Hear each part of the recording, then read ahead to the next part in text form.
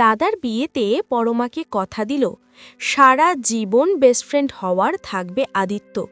অনুরাগের ছোঁয়া ধারাবাহিকে দেখা যায় পরমা বারবার আদিত্যকে রিকোয়েস্ট করে বলতে থাকে, আদিত্য এখনও তো সব কিছু শেষ হয়ে যায়নি, কিছু কি করা যায় না? এই বিয়েটা কি ক্যান্সেল করা যায় না? কিন্তু আদিত্য পরমাকে বলে, না পরমা, এখন যদি তুমি বিয়েটা ভেঙে দাও আমার তাতে কিচ্ছু করার নেই, আমি তোমাকে বিয়ে করতে পারবো না। কারণ আমার কাছে আমার দাদা ভাইয়ের ভালো থাকা, ভালোবাসাটাই সব কিছু। সারা জীবন আমি তোমার বন্ধু হয়ে থাকব, কিন্তু আমি কোনো দিন তোমাকে বিয়ে করতে পারবো না। আমাদের মতো পুলিশ অফিসারের কাছে তাদের কমিটমেন্ট অনেক বড় জিনিস। আমরা আমাদের চাকরির ক্ষেত্রে যেমন কমিটেড, একইভাবে পরিবারের কাছেও। চোখের জল ফেলে পরমা আদিত্যকে বলে, আদিত্য আমার ক্ষেত্রে কি তুমি কমিটেড নও? আদিত্য পরমাকে বলে, ওই যে বললাম, বন্ধু হয়ে সারা জীবন থাকবো পাশে, এর থেকে বেশি কিছু আমি আর কোনোদিন করতে পারবো না। তুমি চাইলে বিয়েটা করতে পারো, না চাইলে নাও করতে পারো, তোমার ইচ্ছা, তবে তার জন্য আমি তোমাকে বিয়ে করতে পারবো না। এই বলে আদিত্য ওখান থেকে বেরিয়ে যায়। সুদীপা খুব ভেঙে পড়ে। এরপরেই দেখা যায় যে আদিত্য বাড়ি ফিরে যায়। আদিত্যর ভাই বোনেরা বুঝতেই পারে না আদিত্যর হলোটা কি। তবে আদিত্য জানায় তার আর খুব একটা ভালো লাগছে না, শরীরটাও বেশ খারাপ লাগছে, তাই বিয়েতে সে আর যাবে না। সন্ধেবেলা বিয়েতে সে কোনো মতেই অ্যাটেন্ড করতে পারবে না। তবে দাদা ভাই অর্থাৎ অভ্রজিৎ সামনে এসে দাঁড়ায় এবং আদিত্যকে বলে, ভাই, ছোট্টবেলা থেকে কোনোদিন কি এমন হয়েছে যে তোর বিশেষ দিনে আমি তোর সাথে থাকিনি বা তোর কাছে যাইনি? যখনই তোর রেজাল্ট দিয়েছে, তুই ফার্স্ট হয়েছিস, তোর পুরস্কার নেওয়ার সময় আমি নিজে গিয়েছি। তোর জীবনের প্রত্যেকটা ভালো মুহূর্তে আমি ছিলাম তোর পাশে, আর তুই আজ তুই আমার বিয়েতে থাকবি না?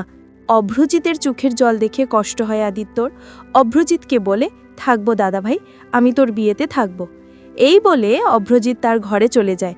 ওই চৌধুরী বাড়িতে আরও অনেক আত্মীয় স্বজন চলে আসে, অন্যান্য অনেক ভাই বোনেরা চলে আসে। অনির্বাণ নামে একটা ভাই আসে সেখানে এবং তার স্ত্রীও আসে, যে কিনা ভিলেন রোল করে এবং বুঝতে পারে সে খুব ভালো মতোই আদিত্যর কিছু একটা হয়েছে, কোনো গোলমাল আছে, এবং গোলমালটা কি সেটা খুঁজে বের করার দায়িত্ব সে নিজেই নিয়ে নেয়। অন্যদিকে দেখা যায় যে হিমাদ্রিবাবুকে চারদিকে খুঁজতে থাকে পরমা। রাস্তার একটা ধারেই হিমাদ্রিবাবুর ফোন এবং সিম পায়। কোনোভাবেই হিমাদ্রিবাবুর খোঁজ সহজে পায় না সে। বাড়িতে বসে কি করবে বুঝতে না পেরে যখন কলকাতায় গিয়ে বাবার খোঁজ করবে বা কলকাতায় থানায় গিয়ে ইনফরমেশন দেবে এমনটা ভাবতে থাকে, ঠিক তখনই ওই ডেরা থেকে সুন্দর সুদীপাকে ফোন করে এবং ফোন করে ভিডিও কলে হিমাদ্রিবাবুকে দেখায়। আর হিমাদ্রিবাবুকে দেখে কান্নায় ভেঙে পড়ে সুদীপা। সুদীপা সুন্দরকে বলে, সুন্দর তুই আমার বাবার কোনো ক্ষতি করবি না। তবে সুন্দর সুদীপাকে বলে তার কথা মতো যদি ডেরায় চলে আসে তাহলে সে আর তার বাবার কোনো ক্ষতি করবে না। সুদীপা ওই সুন্দরের কথা মতো ডেরায় যাওয়ার জন্য বেরিয়ে পড়ে। কাউকে কিচ্ছুটি বলে না, কারণ বাবার প্রাণ তার কাছে অনেক মূল্যবান জিনিস। অন্যদিকে দেখা যায় পরমা যখন খুব ভেঙে পড়ে তখন পরমার বাবা পরমাকে শান্ত করার চেষ্টা করে। পরমার মা এসে পরমাকে বলে, তুই চাইলে আমরা এই বিয়েটা ক্যান্সেল করে দেব, এক্ষুনি এই বিয়েটা ভেঙে দেব, কোনো মতেই এই বিয়েটা আমরা হতে দেব না। কিন্তু পরমা বলে, না না, তোমরা এই বিয়েটা ভেঙো না, কারণ আদিত্য আমাকে বলেছে বন্ধু হয়ে সারা জীবন আমার পাশে থাকবে। আর তাছাড়া এই বিয়েটা ভেঙে দিলেই বাকি, আদিত্য কোনো দিন আমাকে ভালোবাসবে না, কোনো দিন আমাকে বিয়ে করবে না।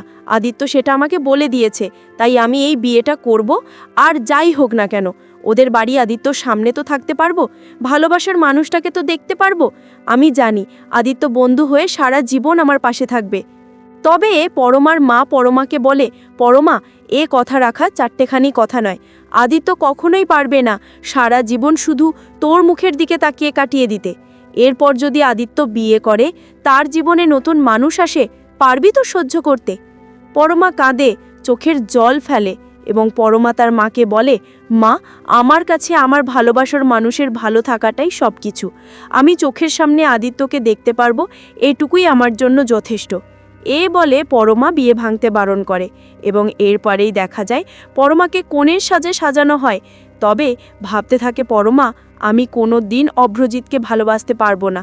আমার জীবনে আমার ভালোবাসার মানুষ শুধু একজনই, সে হচ্ছে আদিত্য। অন্যদিকে দেখা যায় সুদীপা ভাবছে ডেরাতে যাবে কিনা। এই রকম অবস্থায় আজকের পর্ব শেষ হয়ে যায়। তো বন্ধুরা, তোমরা এটাই তো চাও যে যেন সুন্দরের কবল থেকে সুদীপাকে বাঁচাতে পারে আদিত্য।